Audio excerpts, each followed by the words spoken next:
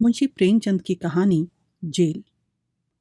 यह लघु कथा स्वाधीनता से पहले 1931 में लिखी गई थी।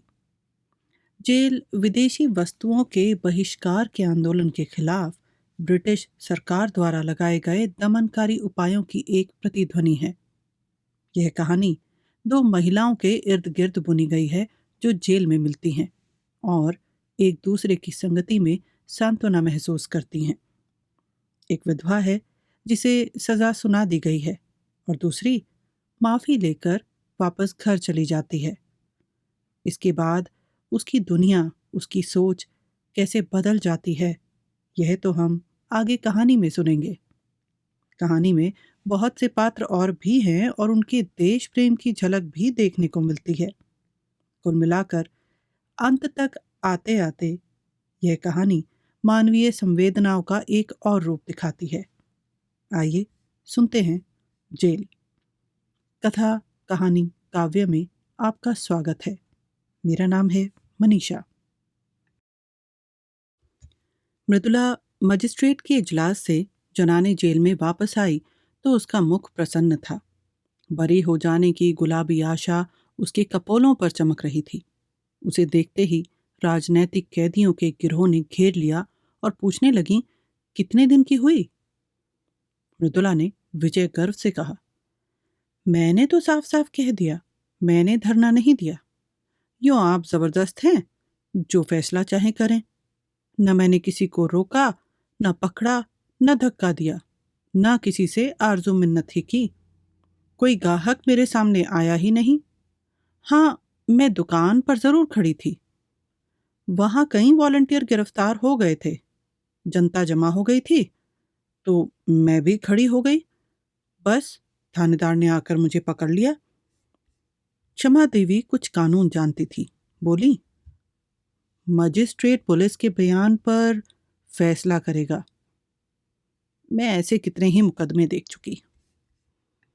मृदुला ने प्रतिवाद किया, पुलिस वालों को मैंने ऐसा रगड़ा कि वह भी याद करेंगे। मैं मुकदमे की कार्रवाई में भाग न लेना चाहती थी, लेकिन जब मैंने उनके गवाहों को सरासर झूठ बोलते देखा तो मुझसे जब्त ना हो सका। मैंने उनसे जिरह करनी शुरू की। मैंने भी इतने दिनों घास नहीं खोदी है। थोड़ा सा कानून जानती हूँ। पुलिस ने समझा होगा यह कुछ बोलेगी तो है नहीं, हम जो बयान चाहेंगे देंगे। जब मैंने जिरह शुरू की तो सब बगलें झांकने लगे। मैंने तीनों गवाहों को झूठा साबित कर दिया। उस समय जाने कैसे मुझे चोट सूझती गई। मैजिस्ट्रेट ने थाने को 2-3 बार फटकार भी बताई। वह मेरे प्रश्नों का ऊल जलूल जवाब देता था तो मैजिस्ट्रेट बोल उठता था, वह जो पूछती है उसका जवाब दो, फजूल की बातें क्यों करते हो। तब मियाँ जी का मुंह जरा सा निकल आता था। मैंने सबों का मुंह बंद कर दिया। अभी साहब ने फैसला तो नहीं सुनाया, लेकिन मुझे विश्वास है बरी हो जाऊंगी। मैं जेल से नहीं डरती, लेकिन बेवकूफ़ भी नहीं बनना चाहती। वहाँ हमारे मंत्री जी भी थे और बहुत सी बहनें थीं। सब यही कहती थीं, तुम छूट जाओगी। महिलाएं उसे द्वेष भरी आंखों से देखती हुई चली गईं।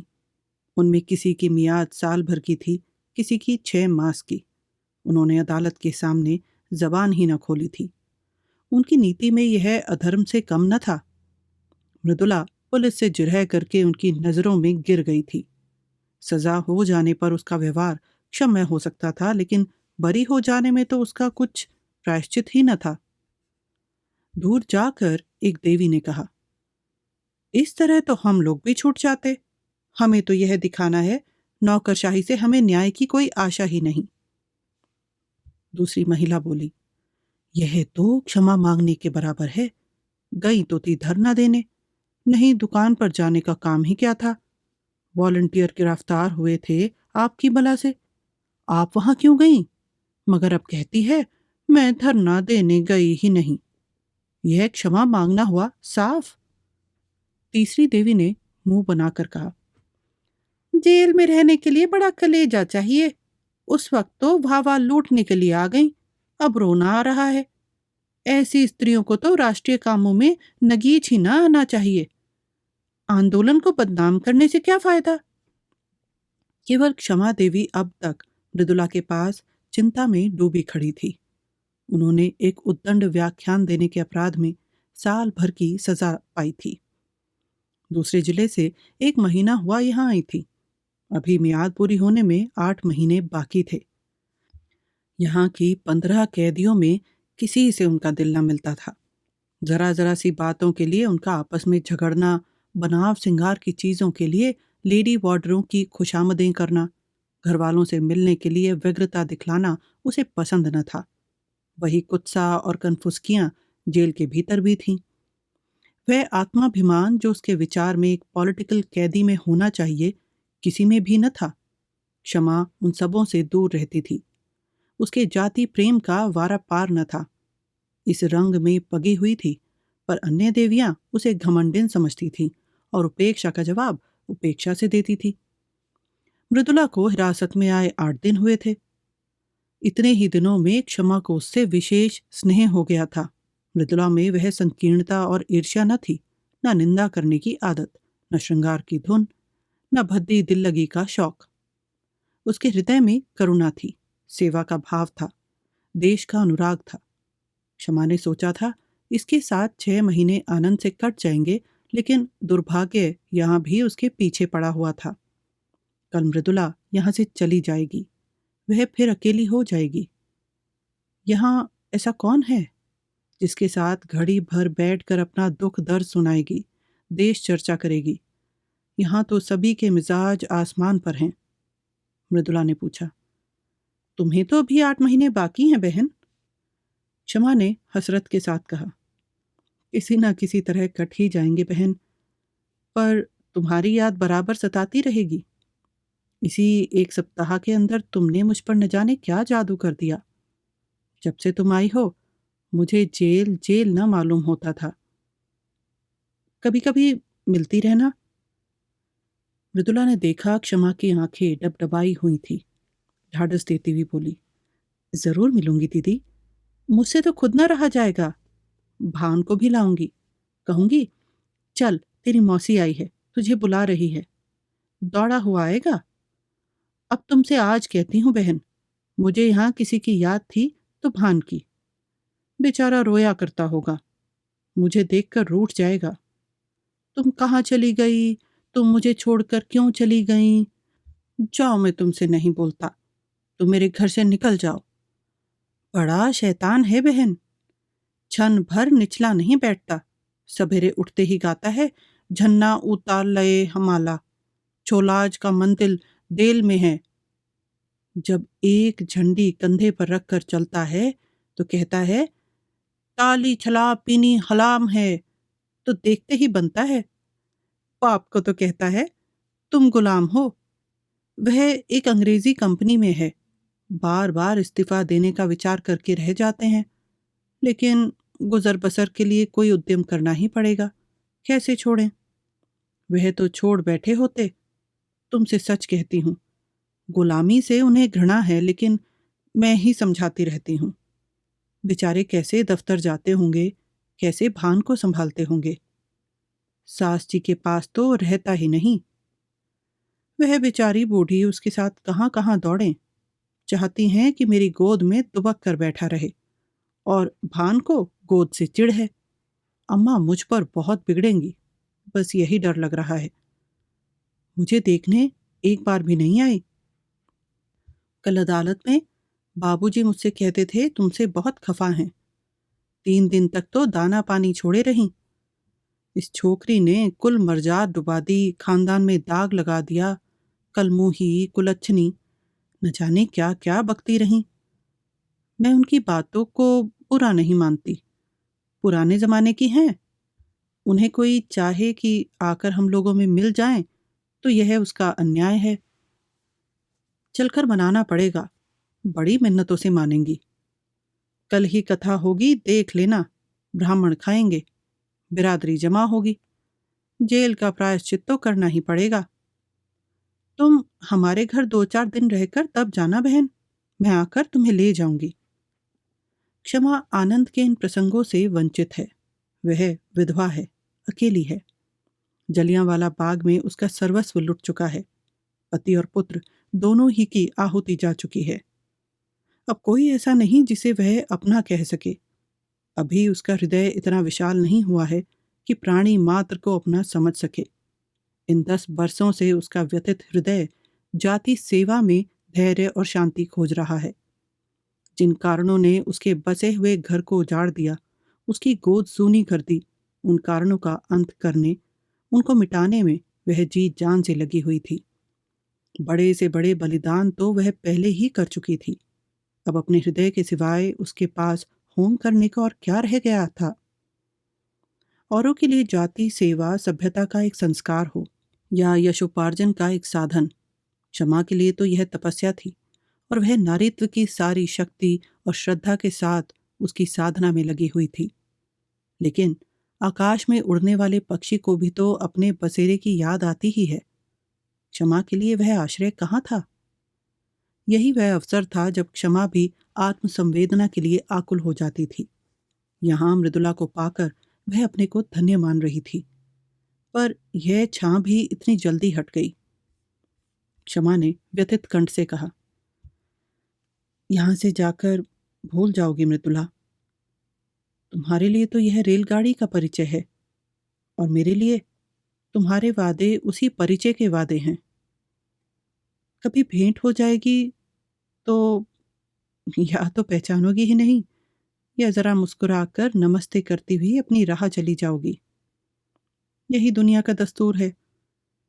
अपने रोने से छुट्टी ही नहीं मिलती, दूसरों के लिए कोई क्यों कर रोए।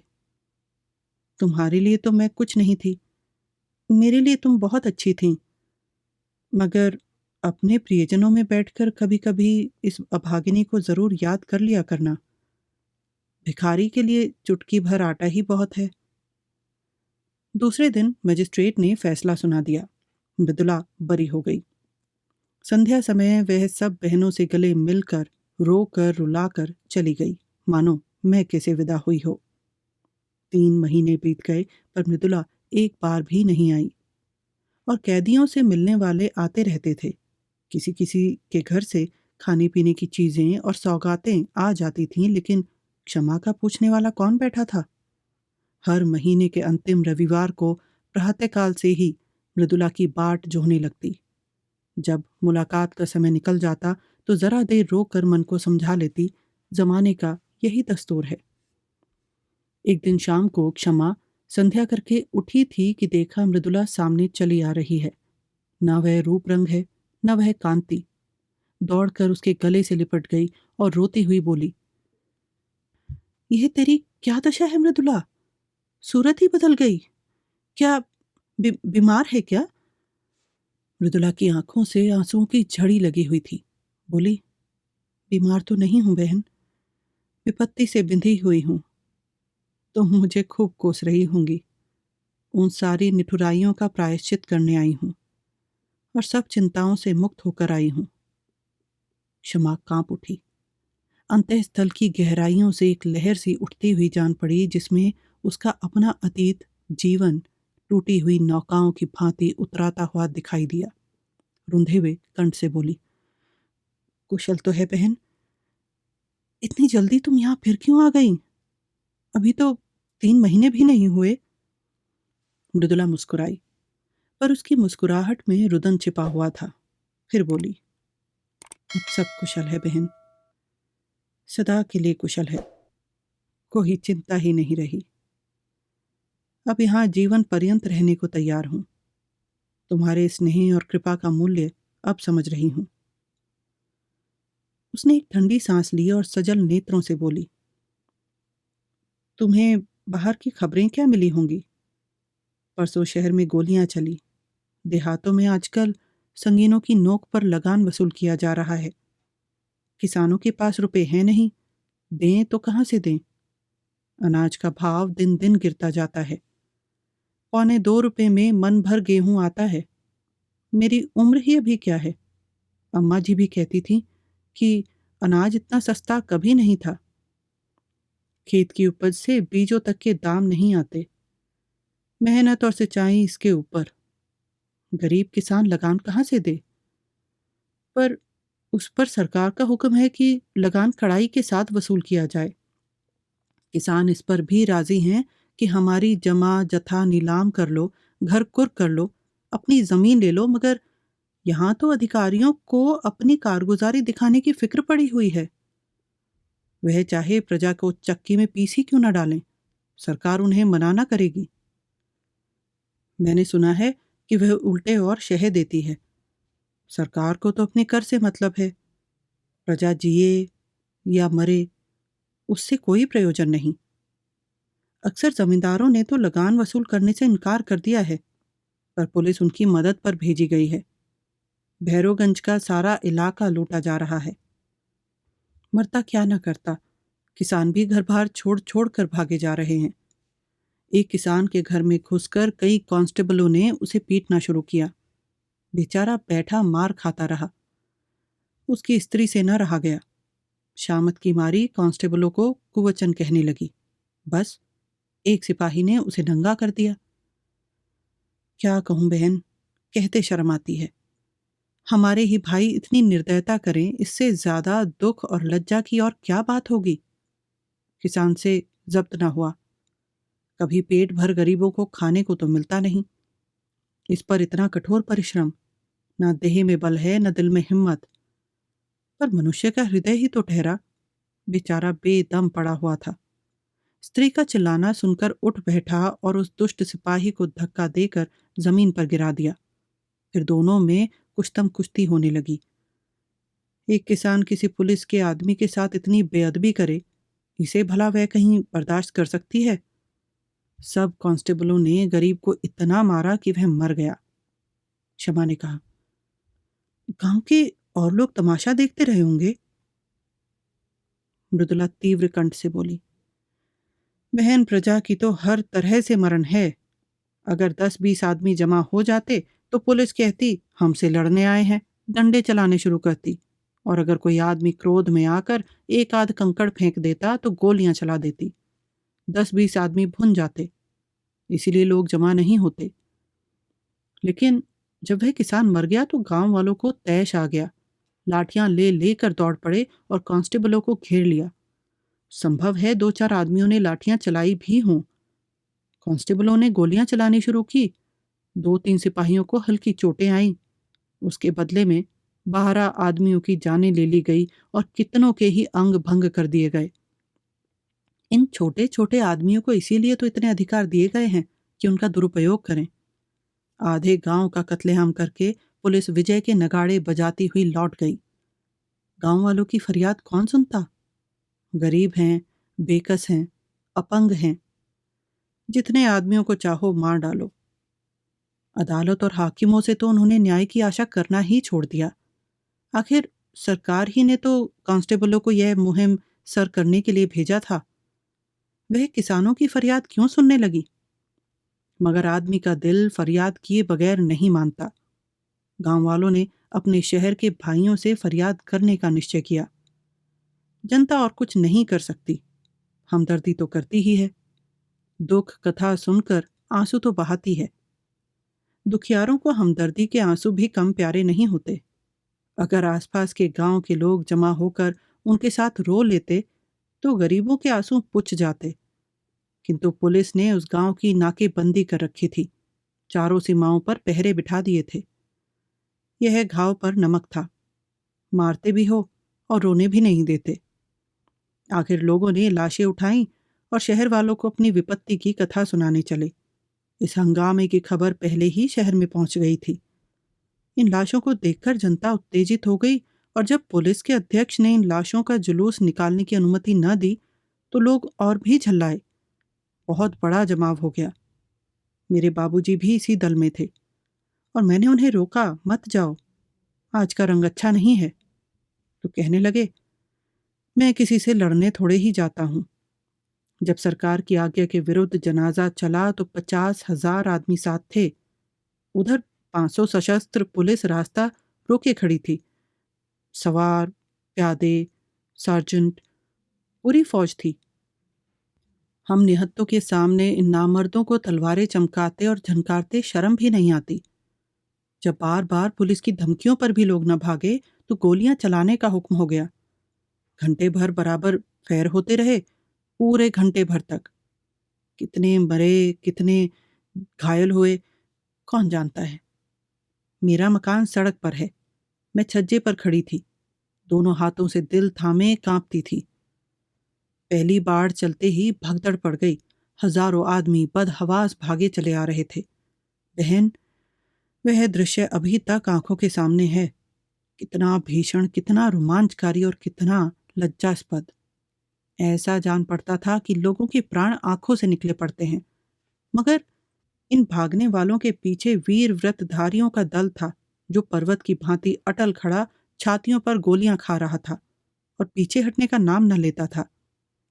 बंदूकों की आवाजें साफ सुनाई देती थी और हर एक धाएं धाएं के बाद हजारों गलों से जय की गहरी गगनभेदी ध्वनि निकलती थी। उस ध्वनि में कितनी उत्तेजना थी, कितना आकर्षण, कितना उन्माद। बस यही जी चाहता था कि जाकर गोलियों के सामने खड़ी हो जाऊं और हंसते हंसते मर जाऊं। उस समय ऐसा भान होता था कि मर जाना कोई खेल है। अम्मा जी कमरे में भान को लिए मुझे बार बार भीतर बुला रही थी। जब मैं न गई तो वह भान को लिए हुए छज्जे पर आ गईं। उसी वक्त 10-12 आदमी एक स्ट्रेचर पर हृदय की लाश लिए हुए द्वार पर आए। अम्मा की उन पर नजर पड़ी, समझ गईं। मुझे तो सकता सा हो गया। अम्मा ने जाकर एक बार बेटे को देखा, उसे छाती से लगाया, चूमा, आशीर्वाद दिया और उन्मत्त दशा में चौरास्ते की तरफ चली, जहां से अब भी धाएं और जय की ध्वनि बारी बारी से आ रही थी। मैं हतबुद्धि सी खड़ी कभी स्वामी की लाश को देखती थी, कभी अम्मा को। न कुछ बोली, न जगह से हिली, न रोई, न घबराई। मुझ में जैसे स्पंदन ही न था, चेतना जैसे लुप्त हो गई थी। क्षमा। तो क्या अम्मा भी गोलियों के स्थान पर पहुंच गई? मृदुला: हाँ, यही तो विचित्रता है बहन। बंदूक की आवाजें सुनकर कानों पर हाथ रख लेती थीं, खून देखकर मूर्छित हो जाती थीं। वही अम्मा वीर सत्याग्रहियों की सफों को चीरती हुई सामने खड़ी हो गईं और एक ही क्षण में उनकी लाश भी जमीन पर गिर पड़ी। उनके गिरते ही योद्धाओं का धैर्य टूट गया, व्रत का बंधन टूट गया। सभी के सिरों पर खून सा सवार हो गया। निहत्थे थे, अशक्त थे, पर हर एक अपने अंदर अपार शक्ति का अनुभव कर रहा था। पुलिस पर धावा कर दिया। सिपाहियों ने इस बाढ़ को आते देखा तो होश जाते रहे, जाने लेकर भागे, मगर भागते हुए भी गोलियां चलाते जाते थे। भान छज्जे पर खड़ा था, न जाने किधर से एक गोली आकर उसकी छाती में लगी। मेरा लाल वहीं गिर पड़ा, सांस तक न ली। मगर मेरी आंखों में अब भी आंसू न थे। मैंने प्यारे भान को गोद में उठा लिया। उसकी छाती से खून के फव्वारे निकल रहे थे। मैंने उसे जो दूध पिलाया था, उसे वह खून से अदा कर रहा था। उसके खून से तर कपड़े पहने हुए मुझे वह नशा हो रहा था। शायद उसके विवाह में गुलाल से तर रेशमी कपड़े पहनकर भी ना होता। लड़कपन, जवानी और मौत, तीनों मंजिलें एक ही हिचकी में तमाम हो गईं। मैंने बेटे को बाप की गोद में लेटा दिया। इतने में कई स्वयंसेवक अम्मा जी को भी लाए। मालूम होता था लेटी हुई मुस्कुरा रही हैं। मुझे तो रोकती रहती थी और खुद इस तरह जाकर आग में कूद पड़ी, मानो वह स्वर्ग का मार्ग हो। बेटे ही के लिए जीती थी, बेटे को अकेला कैसे छोड़ती। जब नदी के किनारे तीनों लाशें एक ही चिता में रखी गईं, तब मेरा सकता टूटा, होश आया। एक बार जी में आया चिता में जा बैठूं। सारा कुनबा एक साथ ईश्वर के दरबार में जा पहुंचे। लेकिन फिर सोचा, तूने अभी ऐसा कौन सा काम किया है जिसका इतना ऊंचा पुरस्कार मिले? बहन, चिता की लपटों में मुझे ऐसा मालूम हो रहा था कि अम्मा जी सचमुच भान को गोद में लिए बैठी मुस्कुरा रही हैं और स्वामी जी खड़े मुझसे कह रहे हैं, तुम जाओ और निश्चिंत होकर काम करो। मुख पर कितना तेज था। रक्त और अग्नि ही में तो देवता बसते हैं। मैंने सिर उठाकर देखा। नदी के किनारे न जाने कितनी चिताएं जल रही थी। दूर से वह चितावली ऐसी मालूम होती थी मानो देवता ने भारत का भाग्य गढ़ने के लिए भट्टियां जलाई हों। जब चिताएं राख हो गई तो हम लोग लौटे, लेकिन उस घर में जाने की हिम्मत न पड़ी। मेरे लिए अब वह घर घर न था। मेरा घर तो अब यह है जहां बैठी हूं, या फिर वही चिता। मैंने घर का द्वार भी नहीं खोला, महिला आश्रम में चली गई। कल की गोलियों में कांग्रेस कमेटी का सफाया हो गया था। यह संस्था बागी बना डाली गई थी। उसके दफ्तर पर पुलिस ने छापा मारा और उस पर अपना ताला डाल दिया। महिला आश्रम पर भी हमला हुआ, उस पर अपना ताला डाल दिया गया। हमने एक वृक्ष की छांव में अपना नया दफ्तर बनाया और स्वच्छंदता के साथ काम करते रहे। यहाँ दीवारें हमें कैद न कर सकती थी। हम भी वायु के समान मुक्त थे। संध्या समय हमने एक जुलूस निकालने का फैसला किया। कल के रक्तपात की स्मृति, हर्ष और मुबारकबाद में जुलूस निकालना आवश्यक था। लोग कहते हैं, जुलूस निकालने से क्या होता है? इससे यह सिद्ध होता है कि हम जीवित हैं, अटल हैं और मैदान से हटे ही नहीं। हमें अपने हार न मानने वाले आत्माभिमान का प्रमाण देना था। हमें यह दिखाना था कि हम गोलियों और अत्याचार से भयभीत होकर अपने लक्ष्य से हटने वाले नहीं, और हम उस व्यवस्था का अंत करके ही रहेंगे जिसका आधार स्वार्थपरता और खून पर है। उधर पुलिस ने भी जुलूस को रोककर अपनी शक्ति और विजय का प्रमाण देना आवश्यक समझा।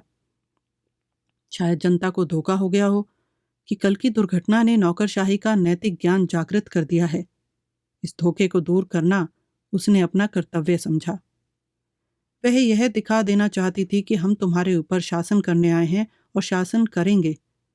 तुम्हारी खुशी या नाराजगी की हमें परवाह नहीं है। जुलूस निकालने की मनाही हो गई। जनता को चेतावनी दे दी गई और खबरदार जुलूस में न आना, नहीं दुर्गति होगी। इसका जनता ने वह जवाब दिया जिसने अधिकारियों की आंखें खोल दी होंगी। संध्या समय 50,000 आदमी जमा हो गए। आज का नेतृत्व मुझे सौंपा गया था। मैं अपने हृदय में एक विचित्र बल और उत्साह का अनुभव कर रही थी। एक अबला स्त्री जिसे संसार का कुछ ज्ञान नहीं, जिसने कभी घर से बाहर पांव नहीं निकाला, आज अपने प्यारों के उत्सर्ग की बदौलत उस महान पद पर पहुंच गई थी जो बड़े बड़े अफसरों को भी, बड़े से बड़े महाराजा को भी प्राप्त नहीं। मैं इस समय जनता के हृदय पर राज कर रही थी। पुलिस अधिकारियों की इसीलिए गुलामी करती है कि उसे वेतन मिलता है। पेट की गुलामी उससे सब कुछ करवा लेती है। महाराजा का हुक्म लोग इसीलिए मानते हैं कि उससे उपकार की आशा या हानि का भय होता है। यह अपार जनसमूह क्या मुझे किसी फायदे की आशा रखता था? उसे मुझसे किसी हानि का भय था? कदापि नहीं। फिर भी वह कड़े से कड़े हुक्म को मानने के लिए तैयार था। इसीलिए कि जनता मेरे बलिदानों का आदर करती थी। इसीलिए कि उनके दिलों में स्वाधीनता की जो तड़प थी, गुलामी की जो जंजीरों को तोड़ देने की बेचैनी थी, मैं उस तड़प और बेचैनी की सजीव मूर्ति समझी जा रही थी। निश्चित समय पर जुलूस ने प्रस्थान किया। उसी वक्त पुलिस ने मेरी गिरफ्तारी का वारंट दिखाया। वारंट देखते ही तुम्हारी याद आई। पहले तुम्हें मेरी जरूरत थी, अब मुझे तुम्हारी जरूरत है। उस वक्त तुम मेरी हमदर्दी की भूखी थी, अब मैं सहानुभूति की भिक्षा मांग रही हूं। मगर मुझ में अब लेश मात्र भी दुर्बलता नहीं है। मैं चिंताओं से मुक्त हूं। मैजिस्ट्रेट जो कठोर से कठोर दंड प्रदान करे उसका स्वागत करूंगी। अब मैं पुलिस के किसी आक्षेप या असत्य आरोपण का प्रतिवाद न करूंगी, क्योंकि मैं जानती हूं मैं जेल के बाहर रहकर जो कुछ कर सकती हूं, जेल के अंदर रहकर उससे कहीं ज्यादा कर सकती हूं। जेल के बाहर भूलों की संभावना है, बहकने का भय है, समझौते का प्रलोभन है, स्पर्धा की चिंता है। जेल सम्मान और भक्ति की एक रेखा है जिसके भीतर शैतान कदम नहीं रख सकता। मैदान में जलता हुआ अलाव वायु में अपनी उष्णता को खो देता है, लेकिन इंजन में बंद होकर वही आग संचालक शक्ति का अखंड भंडार बन जाती है। अन्य देवियां भी आ पहुंची और मृदुला सबसे गले मिलने लगी। फिर भारत माता की जय ध्वनि जेल की दीवारों को चीरती हुई आकाश में जा पहुंची। हमारे साथ बने रहने के लिए धन्यवाद। आपको ये कहानी कैसी लगी हमें नीचे कमेंट बॉक्स में बताएं। आपके कमेंट्स और लाइक हमें प्रोत्साहित करते हैं और इससे चैनल की भी मदद होती है। अपने दोस्तों और परिवार के साथ कहानियां शेयर कीजिए और अगर आपने अभी तक सब्सक्राइब नहीं किया है तो सब्सक्राइब करें और साथ में बेल आइकन दबाना ना भूलें। इससे हमारे अपडेट्स आपको सबसे पहले मिलेंगे।